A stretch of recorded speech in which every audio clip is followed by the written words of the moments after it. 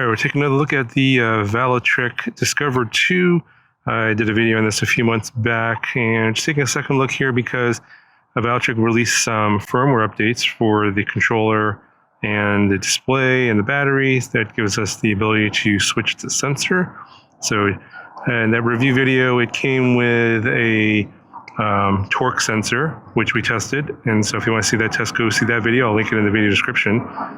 This one now has the ability to switch between a torque sensor and a cadence sensor.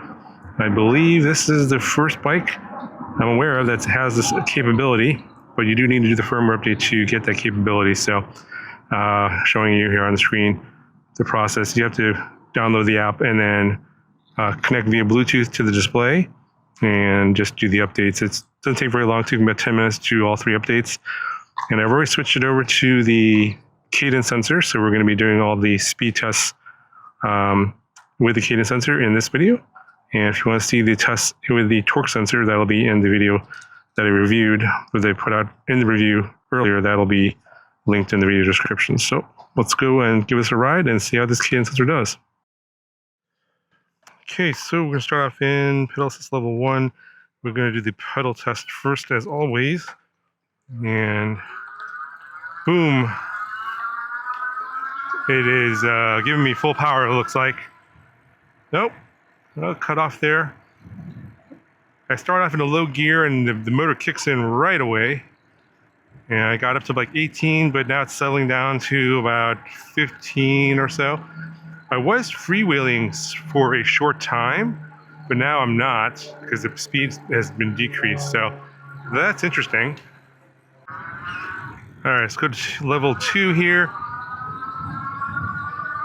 And let's gear up. It's giving me pretty much full power again right off the bat, and then it kind of eases off, and I'm settling in here around 18 miles an hour. This is very interesting, like 19 miles an hour. And I'm only in level 2. I am in the boost mode. The other 2 modes are just a little bit slower, so I'm just doing the fastest one here. So when I stop pedaling, the motor turns off, and then as soon as I start pedaling, it gives me full power again, and the speed goes up to over 20 miles an hour, and then it slows down again as it's trying to match my cadence. So it's kind of a hybrid torque cadence sensor, but it does give you the full power just by turning the crank slightly. But I mean, I'm basically leveling out here at about 18 and a half, 19 miles an hour in level 2.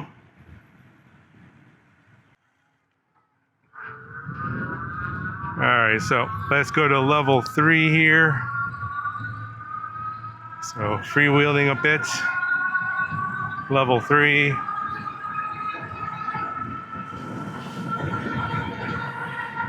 Already up to 25.7. Now it's backing off. So it kind of hits like a top speed or burst speed, then it backs off to like 23 and a half. A little over 23 in level 3. All right, let's go to level 4. It'll probably give me more power. The bike is unlocked. I am in class 3 mode. So it should go all the way up to like 30 miles an hour. 25.6, 26.1, 26.7, 27. Okay, I gotta stop here. Okay, so level 4 is giving me full power.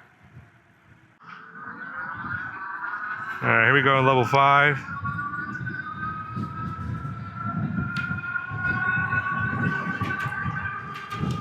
Geared all the way up. Still not freewheeling. 27. 28. Woo. So I hit 28 miles an hour that I could see. Interesting is that this cadence sensor is not letting me freewheel or ghost pedal. I'm gonna catch up to this car over here. Yeah, I'm hitting about 28.8.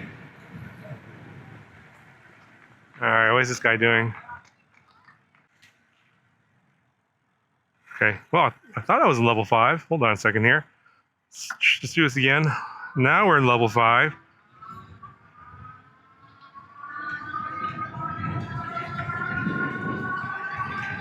I'm still not freewheeling, but I am putting in more effort here. I'm geared all the way up. 25, 26, 27, 28. Let's hit 28, 28.3. All right, so that's the most I could get. 28.3 in level 5, which is exactly right because it is a class 3 e-bike, and so it's not supposed to give you any more power than that. It's very nice. So the behavior here is obviously very different from when it was on the throttle, or sorry, the torque sensor setting. You can go back and watch the review.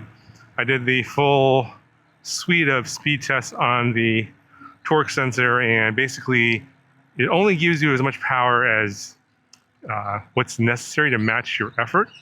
So that's what the torque sensor does. If you exert more effort, you will get more power.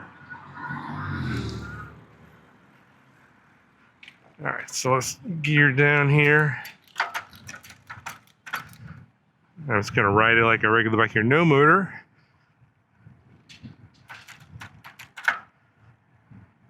Yeah, and it does have that same behavior in pedal assist level 0, no motor assistance. You're just basically riding it like a bike, and it works perfectly fine. So yes, this is a very interesting feature that they've enabled. Not sure why it wasn't enabled out of the factory, but I think this is the first one I've seen that does this. You can go back and forth between torque sensor or cadence sensor. Some people like one, some people like the other. But if you like this bike, this has both. You can make it do what you want, so it's great. And I know there's people like that out there that do like the cadence sensor. Anyway, that'll do it for this video. Second look here at the Discover 2. Check out the link in the video description, and also check out my full review of the Discover 2 in that previous video. That'll be linked in the video description. That'll do it for this video, guys. I'll talk to you guys in the next one.